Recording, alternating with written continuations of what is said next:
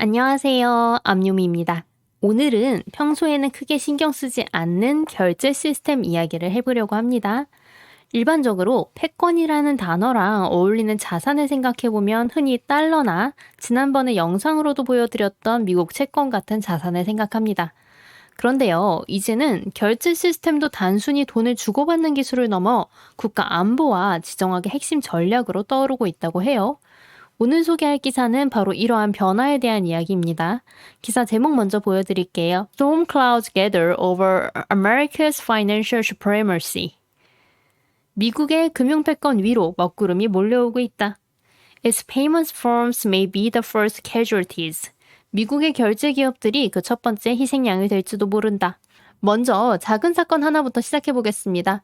얼마 전 미국의 최고 무역 관료인 제이미슨 그리어는 브라질의 국가 결제 시스템인 픽스가 비자와 마스터카드 같은 미국 기업에 불공정하다며 불만을 제기했습니다. 단순히 불만 제기에 그친 것이 아니라 이어서 브라질에 25%의 추가 관세를 부과하는 방안까지 내놓았어요.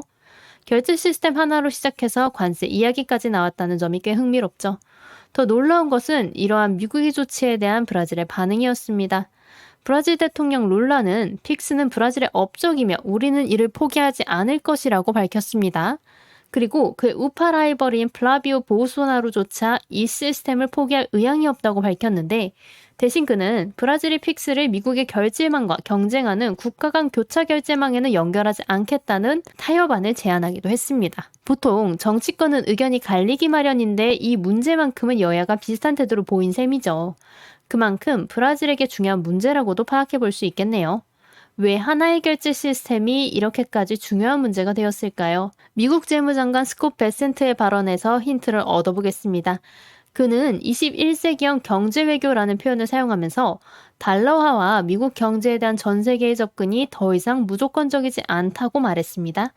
이 뜻을 파헤쳐보면요, 미국 스스로도 달러 금융접근권이 분명한 정치적 요소가 됨을 인지하고 있으며 이를 대외 정책의 지렛대로 쓰겠다고 공개적으로 밝힌 셈입니다.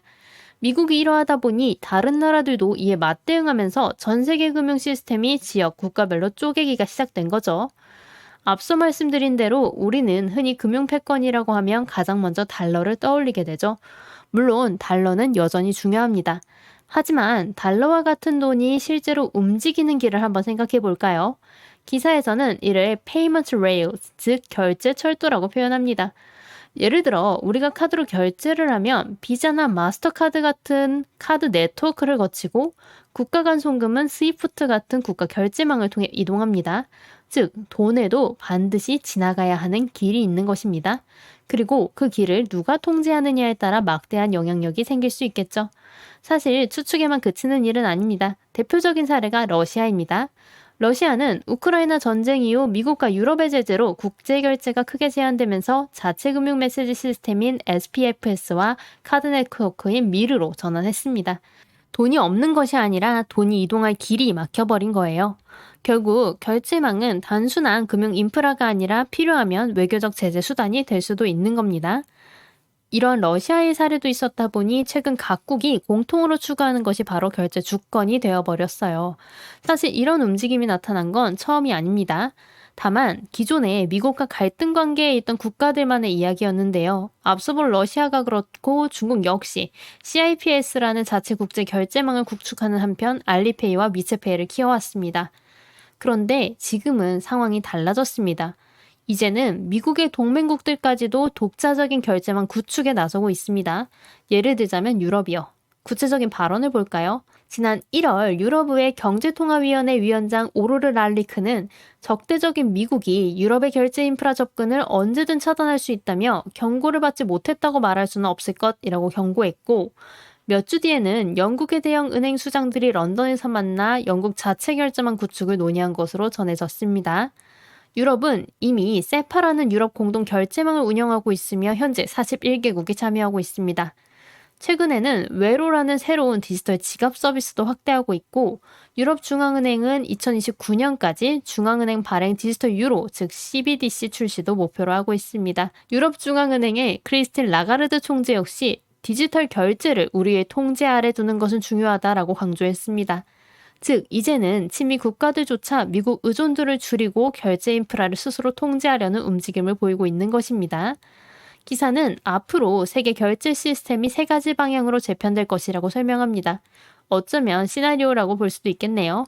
첫 번째는 각국이 자체 결제 시스템을 구축하는 흐름입니다. 방금 본 유럽이 가장 대표적인 사례입니다. 두 번째는 중국 중심의 결제 네트워크가 확대되는 것입니다. 중국의 국제결제망인 CIPS는 지난 3월 일평균 거래액이 9,200억 위안, 약 1,340억 달러로 사상 최대치를 기록하며 전년 동월 대비 20% 증가했고, 4월에는 단일 거래일 기준으로도 1조 2천억 위안이라는 역대 최고 거래량을 경신했습니다. 디지털 위안화 역시 수십 개의 국가와 연결되며 활용 범위를 넓혀가고 있습니다. 세 번째는 국가 간 양자 협력입니다. 대표적인 사례가 인도의 UPI입니다. UPI는 현재 9개국에서 사용할 수 있으며 적용 국가가 계속 늘어나고 있습니다. 흥미로운 점은 인도가 이 기술을 수출하면서 단순히 결제 서비스를 판매하는 것이 아니라 우리는 당신들의 결제 주권을 만들어 드립니다 라는 메시지를 함께 전달하고 있다는 거예요. 결제 시스템 자체가 새로운 외교 자산이 되고 있는 거죠. 코넬 대학교의 에스오 프리사드 교수는 오늘날 미국으로부터 다변화하려는 움직임이 사실상 모든 국가 정체 위반자들의 간절한 염원이라고 말합니다. 다만 여전히 국가 간 결제의 절대 다수는 미국의 결제망 혹은 미국이 접근 가능한 망을 거친다고 지적합니다. 단기적으로는 일부 통화의 유동성 부족 때문에 대체 통로의 거래 규모가 제한적일 수 있지만 중장기적으로는 기존 결제 강자들이 실질적인 압박을 느끼게 될 가능성이 크다고 봅니다. 그렇다면 이러한 변화로 가장 큰 영향을 받을 기업은 누구일까요? 이미 제가 잡은 타이틀에서 눈치채셨겠죠? 기사는 비자와 마스터카드를 지목합니다. 현재 두 회사의 영업이익률은 50%가 넘을 정도로 매우 높은 수익성을 유지하고 있습니다. 하지만 유럽을 비롯한 여러 국가가 독자적인 결제망을 구축하게 되면 이들의 시장 지배력도 조금씩 흔들릴 수 있습니다. 실제로 두 회사는 연례 보고서에서 각국의 국내 결제망 우대 정책을 주요 리스크 가운데 하나로 언급했습니다. 이 때문인지 실적 자체는 견조했음에도 최근 투자자들의 반응은 미온적이었고 2023년부터 이어지던 주가 상승세도 지난 1년간은 꺾인 모습을 보입니다. 그래서 대응도 시작했습니다. 비자는 지난 5월 유럽 인프라에 5억 유로를 투자하겠다고 발표했는데 여기에는 2027년 개관 예정인 폴란드 기술센터도 포함됩니다. 또한 지난 4월에는 중국 내에 실시간 결제 서비스 제공을 위해 중국 결제기업 유니온페이와 손을 잡았다고 밝혔습니다. 마스터카드는 유럽에 보유한 10여 개 데이터 센터에 더해 프랑스에 2억 5천만 유로를 들여 데이터 센터 3곳을 추가로 짓고 있습니다. 즉, 미국 기업이라는 이미지를 줄이고 지역 기업처럼 보이기 위한 현지화 전략을 강화하고 있는 거예요. 이러한 결제 주권으로부터의 선회는 카드사들만의 문제가 아닙니다. 국가 간 결제 진행 상황을 모니터링해온 국제기구 금융안정위원회는 이러한 파편화 때문에 주요 20개국이 2020년에 설정한 국제 결제 목표, 특히 더 빠르고 저렴한 해외 송금이라는 목표를 달성하기 어려워질 것으로 보고 있습니다. 그렇다면 결제망이 많아지는 것은 무조건 좋은 일일까요? 기사는 그렇지 않을 수도 있다고 경고합니다. 더 심각한 위험은 각국의 결제 주권을 추구하다 보면 언젠가 유럽, 미국, 중국, 인도의 결제 시스템이 서로 호환되지 않게 될 수 있다는 점입니다. 그렇게 되면 국제 송금은 지금보다 더 느려지고 비용도 더 늘어날 수 있습니다. 금융 사기나 국제 제재를 우회하려는 시도 역시 늘어날 가능성이 있습니다. 현재 추세가 계속될 경우 금융 시스템의 파편화로 2030년까지 세계 GDP가 약 2.6% 감소할 수 있다고 추정했습니다. 효율성은 낮아지고 거래 비용은 높아질 수 있다는 의미입니다. 이제 정리해 보겠습니다.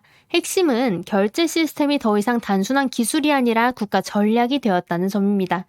과거에는 세계가 하나의 금융 네트워크를 사용하는 것이 가장 효율적이라고 생각했습니다. 하지만 이제는 효율성보다 안보와 자율성이 더 중요한 가치가 되고 있습니다. 그 결과 세계 금융 역시 점점 블록화되고 있습니다. 그렇다면 자연히 이런 의문이 듭니다. 과거에는 돈을 누가 발행하느냐가 금융 패권의 핵심이었다면 앞으로는 돈이 어떤 길로 이동하는지를 통제하는 나라가 새로운 금융 패권을 갖게 되는 것은 아닐까요? 브라질의 픽스, 유럽의 위로, 중국의 CIPS, 그리고 인도의 UPI는 겉으로 보면 단순한 결제 서비스처럼 보입니다. 하지만 이들의 공통점은 모두 미국을 거치지 않고도 돈을 움직일 수 있는 새로운 길을 만들고 있다는 점이죠. 결국 세계는 하나의 금융 네트워크에서 여러 개의 지역 네트워크로 재편되고 있습니다. 앞으로 금융 경쟁은 달러를 둘러싼 경쟁에서 결제 인프라를 둘러싼 경쟁으로 확장될 가능성이 큽니다. 우리는 오늘도 아무 생각 없이 카드를 긁고 송금을 합니다. 하지만 평범한 결제 뒤에서는 국가들이 새로운 금융 질서를 놓고 경쟁하고 있습니다. 앞으로는 어디에서 결제하느냐도 국제 정세를 읽는 중요한 단서가 될지 모르겠습니다. 이렇다면 각국은 결제 주권을 얻기 위해 치러야 할 대가가 스스로 생각했던 것보다 훨씬 클 수 있다는 점, 그리고 이는 미국 역시 예외가 아니라는 점도 함께 생각해 볼 점인 것 같습니다. 오늘 준비한 내용은 여기까지입니다. 재미있게 들으셨다면 구독과 좋아요 부탁드려요. 감사합니다.